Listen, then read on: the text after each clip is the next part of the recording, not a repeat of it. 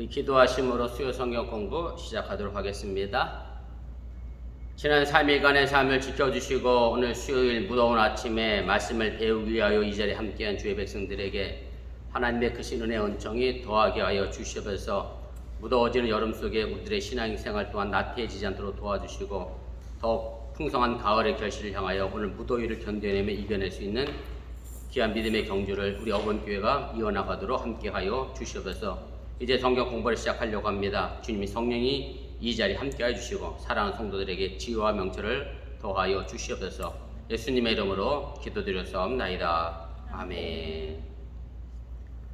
우리 찬송가 597장 우리 찬송하겠습니다. 597장입니다. 597장입니다. 이전에 주님을 내가 몰라 영광의 주님을 비방했다.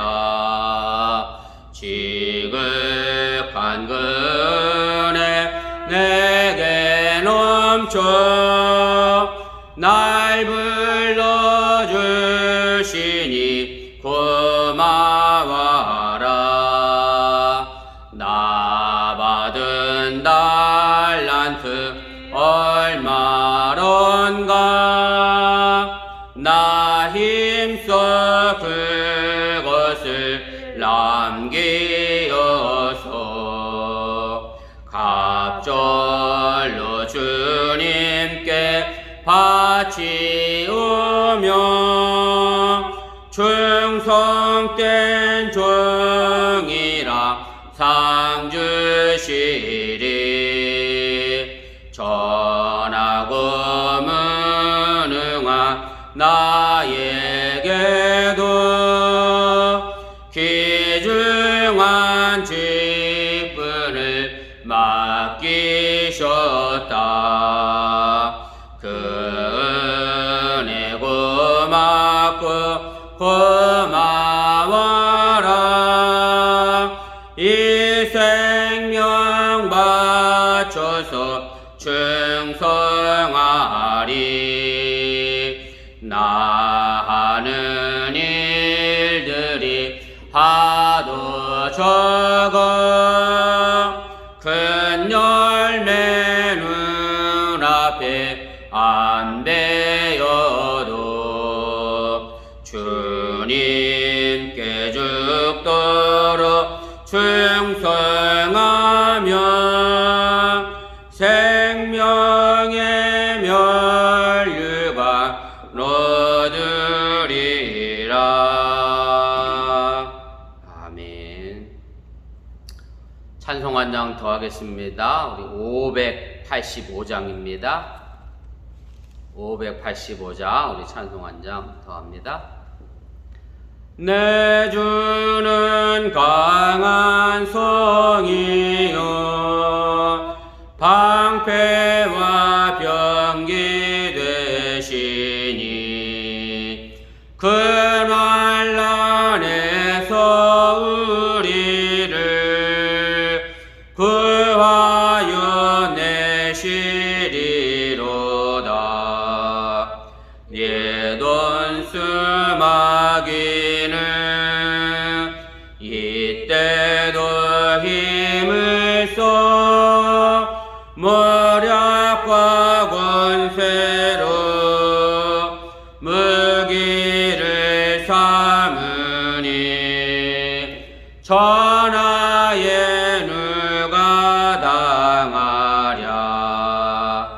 내 힘만 의지할 때는 패할 수밖에 없도다. 힘 있는 장수 나와서 날 대신하여 싸우네. 이 장수 누군가 주 예수 그리스도 만군의 주로다. 당 죽으랴 반드시 이기리로다. 이 땅에 마귀들 끌어 우리를 삼키려 하나 겁내지 말고 섞어라. 진리로 이기리로다. 친척과 재물과 명예와 생명을 다 빼앗긴데도 진리는 살아서 그 나라 영원하리라.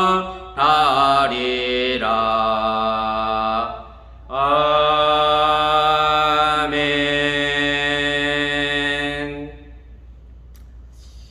하나님 말씀 보겠습니다. 마가복음 13장입니다.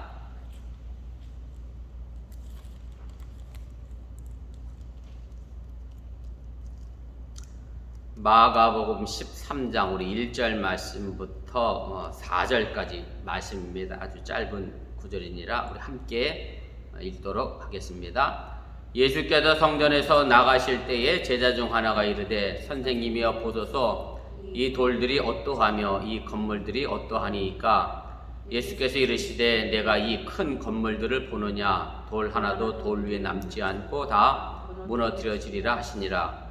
예수께서 감람산에서 성전을 마주 대하여 앉으셨을 때에 베드로와 야고보와 요한과 안드레가 조용히 묻되 우리에게 이르소서 어느 때 이런 일이 있겠사오며 이 모든 일이 이루어지려 할 때에 무슨 징조가 있사오리이까. 아멘. 예, 오늘은 이제 70가입니다. 예수님께서 성전 파괴에 대하여 예언하신 그런 내용이고요. 우리가 내용분해를 보시면 예수님께서 예루살렘에 들어가셔서 사역하신 게 이제 11장 1절 말씀부터 해서 13장 37절까지 되어져 있는데, 그래서 오늘 마지막 부분입니다. 13장 예루살렘에서의 사역의 마지막 부분이고, 이 사역이 이제 끝이 나게 되면 이제 예수님께서 순환을 당하시고 이제 부활하시는 내용으로 마가복음은 이제 끝이 나게 됩니다. 그래서 오늘 13장에 있는 전체적인 말씀의 내용은 예수님께서 하신 이제 경고적인 그런 설교의 내용이고요. 어찌 보면 이런 이제 경고적인 설교의 내용, 또 특별히 성전 파괴에 대한 예언의 이 모든 일들이 대제사장들이나 서기관들과 바리새인들의 심기를 물론 그 전부터 이미 건드렸습니다만은 또 아마 건드렸을 것이고, 그로 인해서 궁극적으로 예수님께서 순환을 받으시는 과정의 길로 이제 나아가시게 됩니다. 그래서 예수님의 경고적 설교 첫 번째가 바로 오늘 1절부터 4절까지 나와 있는 성전 파괴 예언에 관련된 얘기고요. 그래서 오늘 이 부분을 함께 좀 말씀을 배우고자 합니다. 그래서 우리가 내용 분해와 개요로 내려와 보시면 먼저 13장 전체적인 내용을 좀 먼저 살펴보고 우리가 소단락으로 그렇게 내려가 보도록 하겠습니다. 마가복음 13장은 그 내용과 형식이 좀 독특합니다. 무슨 말씀인가 하면 다른 마가복음의 내용에 보면 예수님께서 이제 설교하시고 그리고 이적을 말씀하시고 그 다음에 비유도 하시고 말씀하시고 여러 가지 일들이 이렇게 섞여서 구성이 되어져 있는데, 오늘 이 13장에는 예수님의 긴 담화만 나타나 있습니다. 담화라는 말 자체가 조금 어려운 한문으로 쓰여져 단어긴 합니다만은 그냥 우리가 교회 안에서 쉽게 이해하기 쉽게 말씀드리면 예수님의 긴 설교만 담겨져 있다, 그렇게 이해하시면 틀리지 않습니다. 그래서 13장에 있는 말씀은 예수님께서 하신 그런 묵시문학적 예언의 말씀드리긴 합니다만은 그때 당시 이미 랍비 문학에서도 이런 비슷한 내용들이 이제 발견되고요. 그래서 어쨌든 예수님께서 마지막 때 종말에 관련된 이야기를 오늘 이 13장에서 해주시게 됩니다. 3번으로 가도록 하겠습니다. 가로 3번입니다. 13장에서는 그래서 미래에 일어날 어떤 묵시적인 사건들이 이제 집중적으로 다뤄지고 있고요. 특별히 27개의 이제 미래형 동사가 사용됐고, 또 21개의 명령형 동사가 나오게 되는데, 그래서 우리가 이런 미래형 동사와 그 다음에 명령형 동사를 통해서 우리가 좀 생각해 봐야 될 것은 뭐냐면, 예수님께서 마지막 때에 이런 일이 일어나겠다, 그걸 알려주시려고 하기보다는 그 마지막 때에 우리가 어떠한 삶을 살아야 할 것인가에 대한 경고적인 말씀이나 또 권면의 말씀으로 우리가 이해하고 받아들이는 것이 훨씬 더 바른 이해라고 하는 사실을 여러분들이 기억을 하시길 바랍니다. 그래서 4번에 그걸 구체적으로 다시 설명을 좀 드렸는데요. 그 많은 명령형 동사들 사용 이외에도 이제 예수님은 아직 그래도 끝이 아니다 라는 말씀이 계속 반복돼서 13장에 나오고요. 그 다음에 주의하라고 하는 그런 경고의 문구가 자주 나오게 되는데, 그래서 예수님의 긴 설교에서 마지막 종말 때를 정말로 그 어떤 징조를 알리고자 하는 그런 내용이 아니라, 그 종말의 때를 살아가는 우리가 어떤 삶의 자세를 가지고 살아가야 될 것이냐, 우리 신앙 공동체에게 주는 교훈과 견고를 주려고 하는 목적에 있음을 다시 한번 확인시켜 준다는 사실을 기억을 하시기를 바랍니다. 이 페이지 제일 위로 올라가도록 하겠습니다. 5번입니다. 그래서 13장은 종말에 대한 교훈이라기보다는 일종의 경고문적인 설교문으로 우리가 이해할 수 있고요.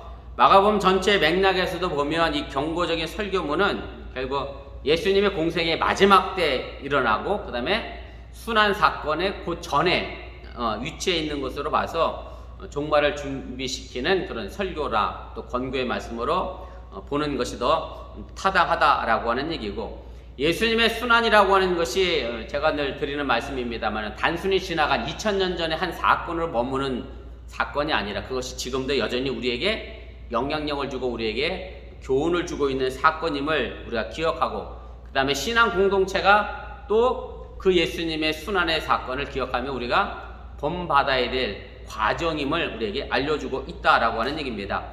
그래서 마가복음의 저자의 의도를 이렇게 보면 예수님의 순환에 관한 이야기가 있으면서 동시에 또 마가복음에서 제가 제일 말씀을 많이 드렸습니다만 제자의 도리에 관한 말씀을 많이 드렸잖아요. 그래서 예수님이 순환 당한 것처럼 제자들도 순환을 당할 것이고, 그리고 그 뒤에 이어나가는 신앙의 공동체 또한 예수님으로 인하여 순환 당할 것임을 계속해서 마가복음 저자는 우리에게 알려주고 있고요. 그럼 문제는 이 순환으로 우리의 삶이 마감되고 끝나는 것이 아니라 이 순환의 과정을 거쳐나서 우리에게 부활의 영광도 함께 이어져 나가게 된다는 사실을 분명하게 전하고 있음을 여러분들이 기억하시기를 바랍니다. 7번입니다. 그래서 마가복음 저자는 묵시문학의 영향을 받은 예수님 말씀을 자신의 마가 공동체의 상황에 맞게 아주 경고적 설교문으로 그렇게 전해주고 있는 것이고요. 그래서 우리가 먼저 이 복음서가 항상 기록되었을 때에 그때 당시 상황과 저자, 그리고 어떤 대상을 향하여 이 복음서가 기록됐는가에 대한 상황의 어떤 이해를 우리가 반드시 가져야 우리가 그 설교문에 대하여 또 예수님의 말씀에 대해 바르게 이해할 수 있다고 하는 사실을 다시 한번 기억해 주시기를 바랍니다. 그래서 13장의 전체적인 내용을 제가 요약을 했는데 한번 보세요. 이렇게 되어 있습니다. 그래서 마가 공동체는 당시에 일어난 성전 파괴를 틈타서 오늘 1, 2절에 예수님께서 말씀하셨고, 실제로 AD 76년에 마사의 전투를 마지막으로 해서 예루살렘이 로마에 의하여 완전히 멸망당해서 예수님이 예언하셨던 것처럼 이제 돌 위에 돈 하나 남지 않는 그런 사건이 실제로 일어나게 되고요. 그러다 보니까 공동체 안에 어떤 사건이 일어나게 되느냐면, 혼란스러우니까 당연히 이제 그리스도도 나타났을 것이고 거짓 선지자들도 많이 나타나서 그 공동체를 미혹했을 것이고요. 이런 상황 속에서 또 많은 어떤 고난을 당하게 되니까 공동체를 등지고 나가는, 쉽게 말하면 신앙을 등지고 떠나는 그런 배교에 관하여 측면에서 끝까지 인내하고 그리고 순교도 불사해야 함을, 그런 가운데서도 또 복음을 이방에게 전해야 함을 분명하게 이제 가르쳐 주고 있습니다.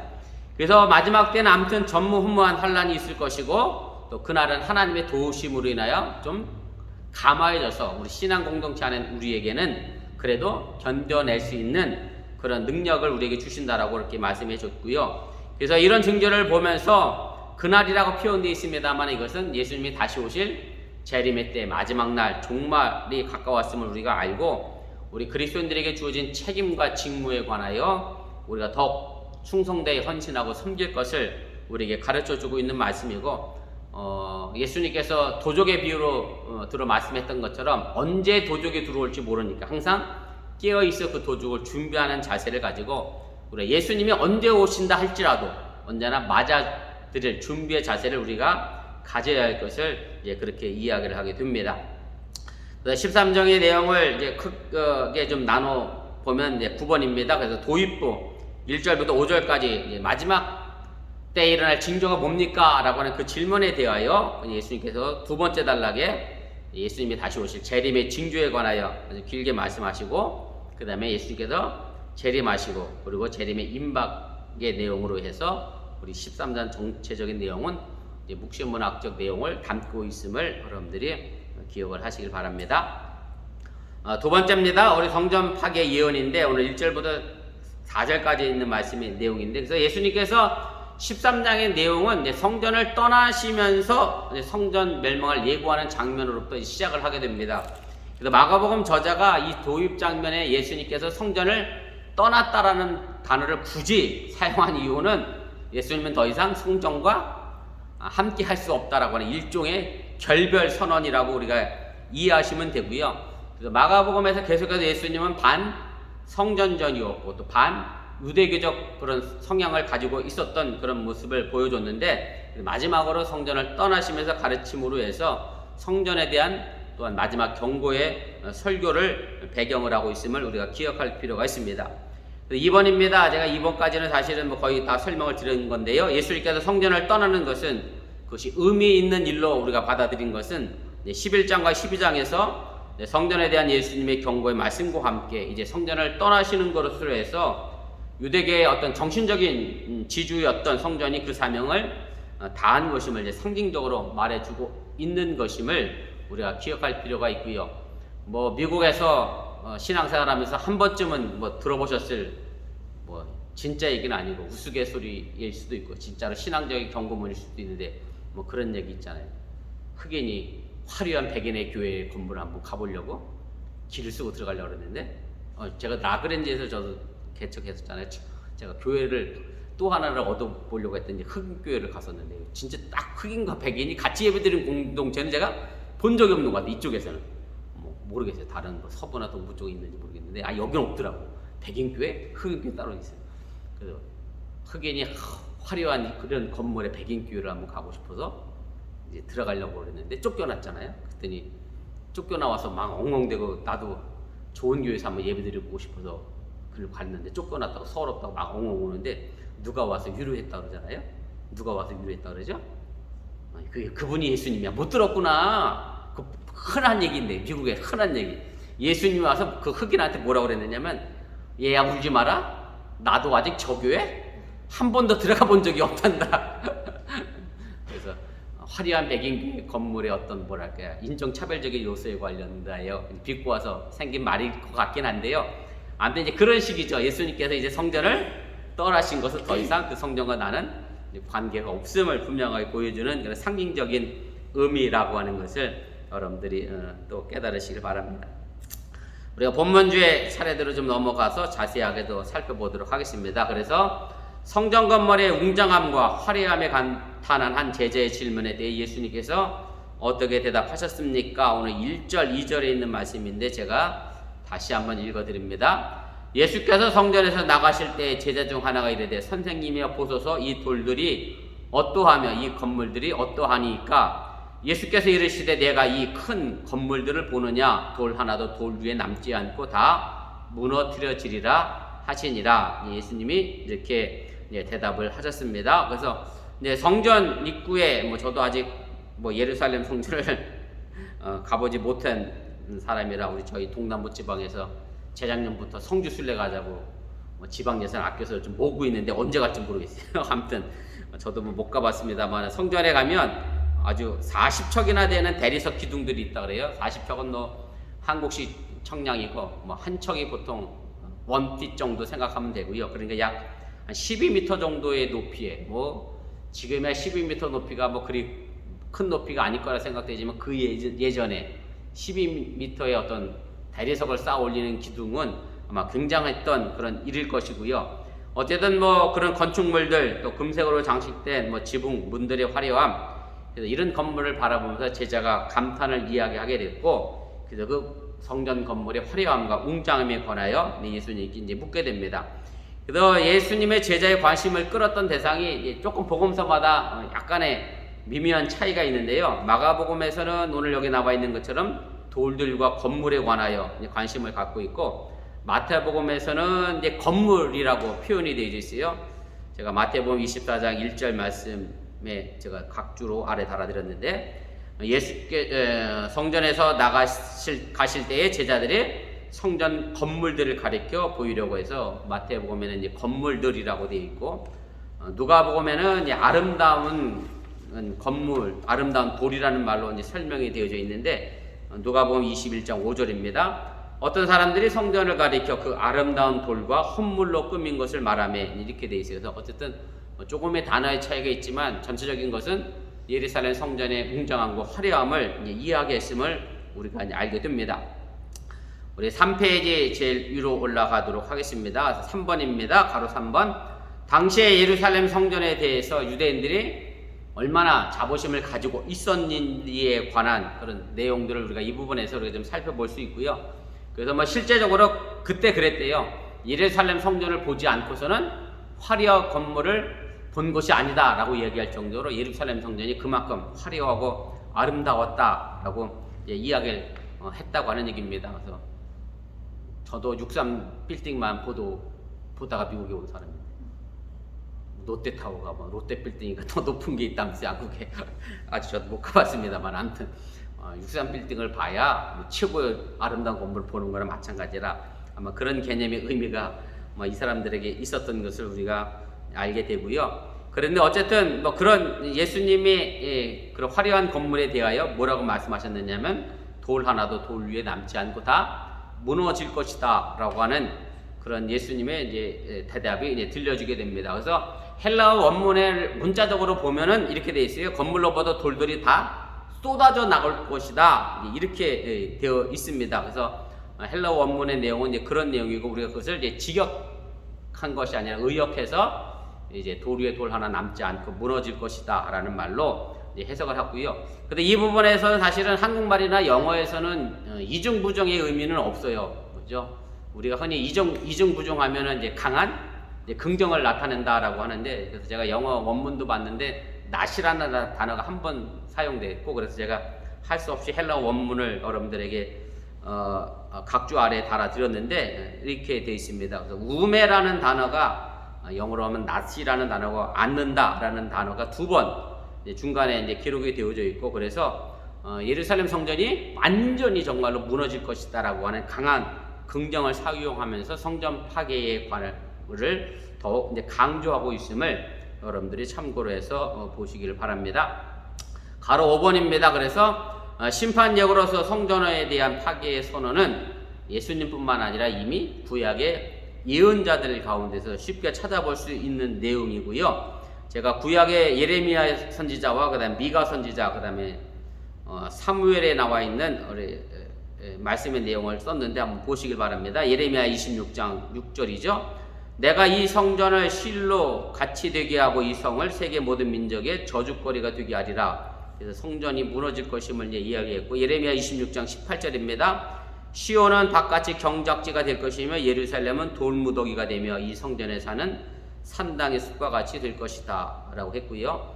미가서 3장 12절입니다. 너희로 말미암아 시온은 갈아엎은 밭이 되고 예루살렘은 무더기가 되고 성전에 사는 수풀의 높은 것이 되리다. 마지막 사무엘하 17장 13절 말씀이 오늘 본문에 있는 말씀과 가장 유사한 내용으로 되어져 있습니다. 또 만일 그가 어느 성에 들었으면 온 이스라엘이 밧줄을 가져다가 그 성을 강으로 끌어들여서 이제 끌어 무너뜨린다라는 표현이 있고, 그곳에 작은 돌 하나도 이제 보이지 아니하게 될 것이다, 이렇게 되어 있는데, 그래서 사무엘하 17장 13절이 오늘 본문과 가장 유사한 그런 내용으로 되어져 있습니다.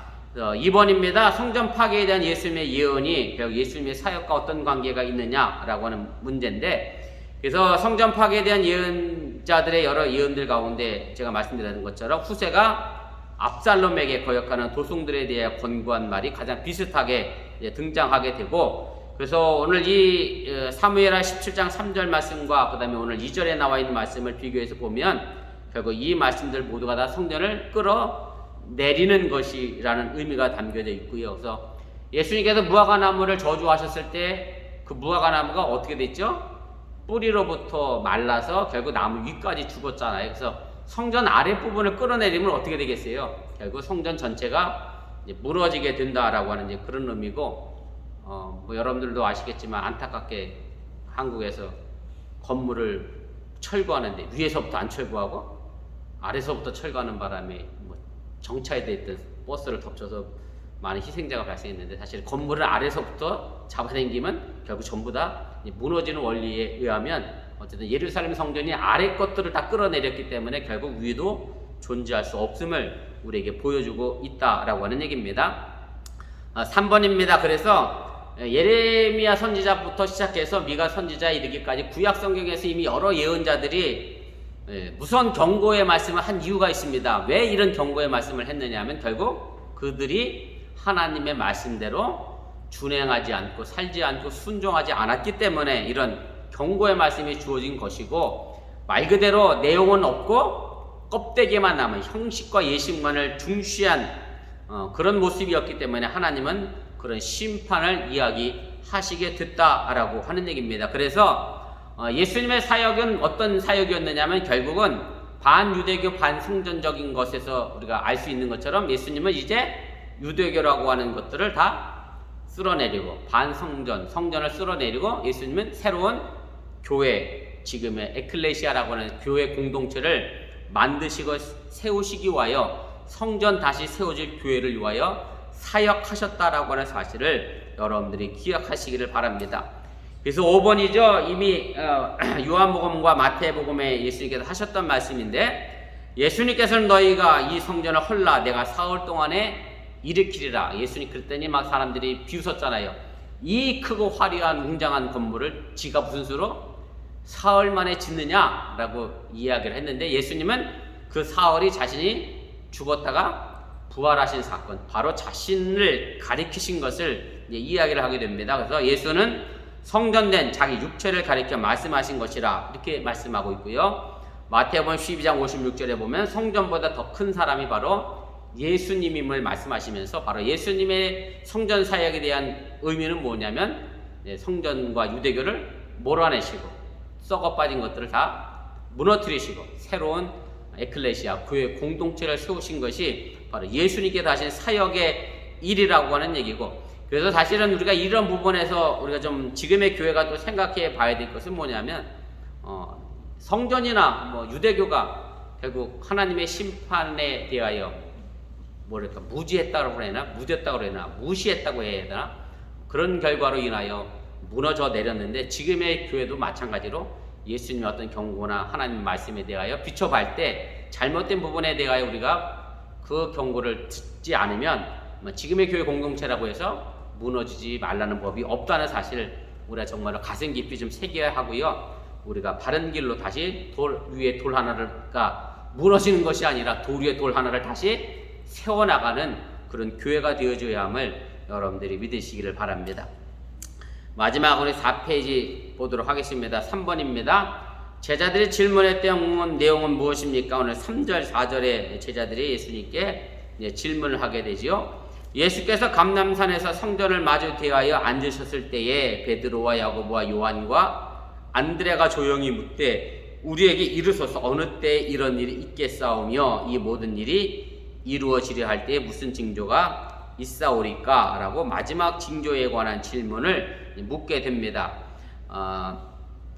1번입니다. 감람산에 예수님께서 이제 맞은편에 앉아서 이제 성전의 경례를 이제 들여다 보셨는데, 그래서 감람산에서 성전을 마주 대하고 앉아 있는 그런 예수님의 모습은 바로 예수님의 권위를 상징하고 있는 것이고, 우리가 12장 마지막 부분에 예수님께서 헌금함에 대하여 마주 앉은 것과 같은 모습을 연상시키게 되는데, 사실은 복음서의 이 표현은 무슨 얘기냐면 예수님과 감람산에 있었던 예수님과 그 다음에 예루살렘 성전이 서로 지금 마주보고 뭐가 있는 상황이냐면 이제 대립하고 있는 상황을 복음서 저자는 그렇게 설명을 하고 있습니다.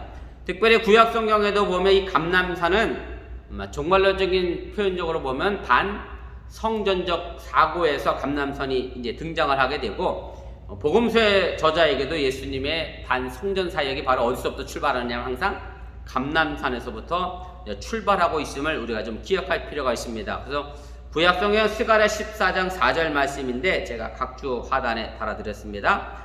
그날에 그의 밭이 예루살렘 앞 곧 동쪽 감람산에 서실 것이요, 감람산은 그 한가운데가 동서로 갈라져 매우 큰 골짜기가 되어서 산 절반은 북으로 절반은 남으로 옮기고 이렇게 돼 있어서, 어쨌든 예루살렘 성전 바깥에 있는 감람산과 예루살렘 성전은 항상 대립하는 관계로 이제 그렇게 묘사가 되어져 있고, 또 예수님께서 자주 다니셨던 벳바게라고 하는 동네, 그 다음에 베단이라고 하는 이 동네 전부 다 어디에 있었던 거냐면 감람산에 위치했던 그런 곳이었기 때문에 예수님께서는 그곳에 계시다가 성전에 들어가셨다가 오늘 13장 1절에서 그 성전을 다시 떠나서 다시 감람산으로 돌아가셨다라고 설정하고 있음에 우리가 좀 또 유의해 볼 필요가 있습니다. 5번입니다. 마가복음서 독자들이 이제까지 모르던 사실을 이제 알게 해주기 위해서 제자들의 질문을 이제 하게 되죠. 두 가지 질문이 등장합니다. 첫째는 성전 파괴의 시기에 관련된 거고, 언제 일이 일어날 것이고, 그 다음에 두 번째 질문이 또 뭐냐면, 그럼 이때 일어날 징조가 과연 뭐냐라고 하는 그런 질문의 내용인데, 결국 첫째 질문과 같이 연결되어져서 보다 구체적으로 이런 일이 일어날 때의 징조에 대해서 묻게 됩니다. 결국 제자들의 생각이 뭐였느냐면, 예루살렘 성전이 무너지는 그날은 곧 무슨 날이 돼요?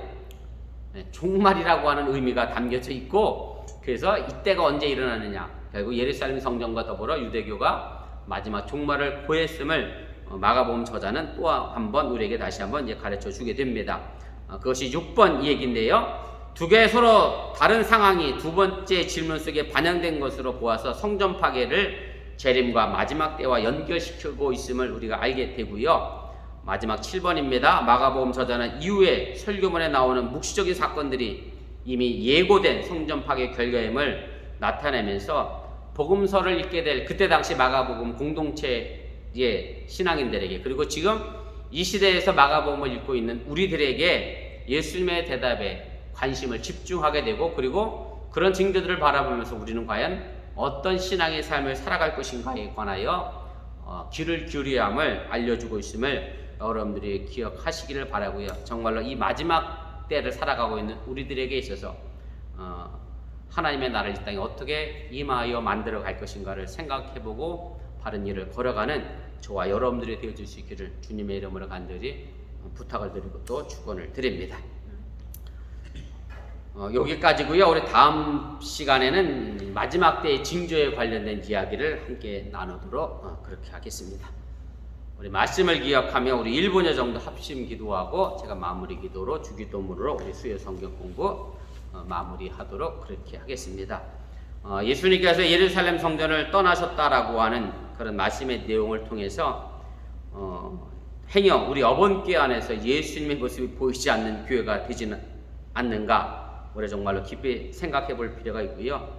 예수님과 언제나 동행하고 함께함으로 바른 길을 걸어가는, 돌 위에 돌 하나 무너지는 그런 교회가 아니라 돌 위에 돌 하나를 다시 쌓아가는 그런 어번교회가 될 수 있도록 위해서 기도해 주시길 바랍니다. 그리고 이 앞에서 말씀으로 또 교우들을 가르치고 양육하는 제가 또 바로 서야 교인들도 바로 설 수 있음을 다시 한번 기억하고, 여러분들은 저를 위해서 기도해 주시길 바라고, 또한 저는 여러분들을 위해서 함께 기도해 나가도록 하겠습니다.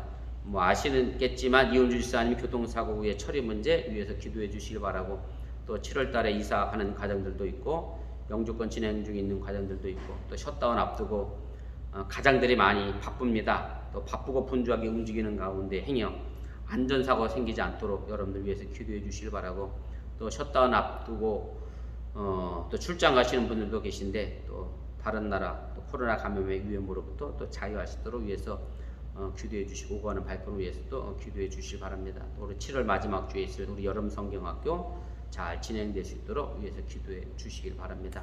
이렇게 합심해서 함께 기도하도록 하겠습니다. 사랑의 하나님, 오늘 시간에 부족한 종이 말씀을 전했습니다. 사람의 말로 잘못 전하고 가르친 것이 있다고 하면 저들 마음과 생각 속 사라지게 도와주시고, 하나님의 능력의 말씀만 저들 마음속 깊은 곳에 자리 잡아 우리 어번교회가 가야 될 삶의 길들과 방향을 바르게 세우고 정립해 나가도록 인도하시고 함께하여 주시옵소서. 예수님께서 성전을 떠나셨다라고 하는 그 말씀의 단어에 우리가 주의 깊게 귀 기울여 듣게 하여 주시고, 행여 우리 어번교회에서 예수님께서 떠나가시는 모습이 생기지 않도록 우리의 신앙의 모습을 점검하게 하여 주시옵시고, 정말로 성경에 주어지는 많은 말씀들의 경고적 내용을 보면서 내 신앙의 삶이 어떻게 흘러가고 있는지, 어떤 방향으로 나아가고 있는지 날마다 살펴가며 우리들이 바른 길로 설 수 있도록 새로워지시도록 인도하시고 함께하여 주시옵소서. 물론 우리들의 신앙의 삶의 모습이 하루아침에 예수의 모습처럼 완전해질 수는 없습니다. 그러나 내가 하루하루 조금씩이라도 예수님을 받고자 노력하고 애쓰고 수고한다고 하면 그것을 통하여 예수님은 우리를 잘했다 칭찬하여 주실 것이고, 그것이 보로와 죄인된이지만 의인된 삶의 길을 걸어가는 삶의 길을 잃어버리지 않게 하시고,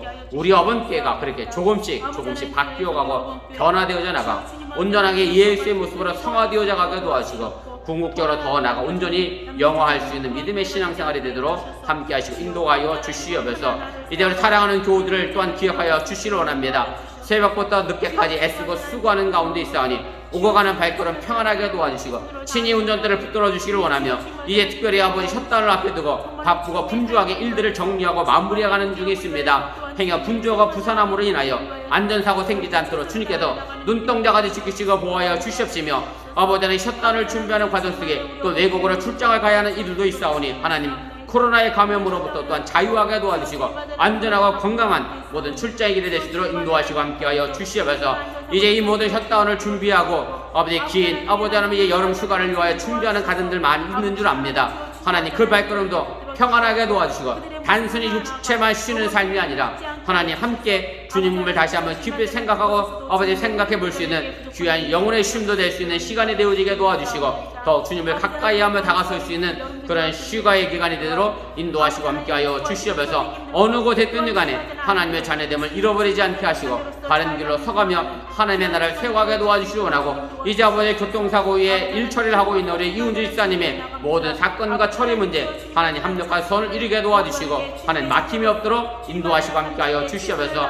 7월 장막 이사를 위하여 준비하는 가정들도 있습니다. 평안하게 모두 일정 잘 마무리되어지게 도와주시고 강건한 암호로 지켜주시고, 더욱 주님 앞에 나와 예배하고 기도하는 일에 게을리지 아니하는 믿음의 성도들 될 수 있도록 인도하여 주시기 원하며, 코로나 아버지 이후에 이 재단에 함께하지 못한 이들이 아직도 많이 있는 가운데 있사오니 주여 저들의 발걸음 또한 이 재단을 불러 모아주시고 이제 온전하게 대면하여 하나님의 말씀을 듣고 또한 아버지 새로운 용기의 힘을 얻게 세상을 나갈 수 있도록 인도하시고 함께하여 주시옵소서. 영주권에 진행 중에 있는 과정도 기억하여 주시고, 코로나 팬데믹 상황 속에서 하나님 행정열차가 서류의 문제가 더뎌지지 않도록 인도하여 주시고 평안하게 인도하여 주시기를 원하며, 또한 아버지 건강의 문제 때문에 염려 걱정하는 일이 있습니까? 하나님 함께 도와주시고 모두가 강건함으로 하나님 앞에 자신의 건강 가지고 하나님을 위해 헌신하고 충성할 수 있도록 인도하여 주시옵소서. 7월 마지막 주에 있을 이 여름 성령학교 특별히 기억하여 주시고, 우리 교사들이 벌써부터 마음을 쓰고 함께 기도하며 준비하는 가정 속에 있사오니 하나님 안치에 오차와 실수 없게 도와주시고 잘 준비되어져서 우리 아이들에게 정말로 좋은 시간, 유익한 시간, 신앙으로 더 한층 성숙해 나가고 성장해 가는 시간이 될 수 있도록 인도하시고 함께하여 주시옵소서. 오늘도 말씀을 마치고 다시 세상을 향하여 발걸음 옮기는 저들의 발걸음에 함께 도와주시고 손길 닿는 곳에 발걸음 모는 곳에 하나님의 귀한 영광과 향기만이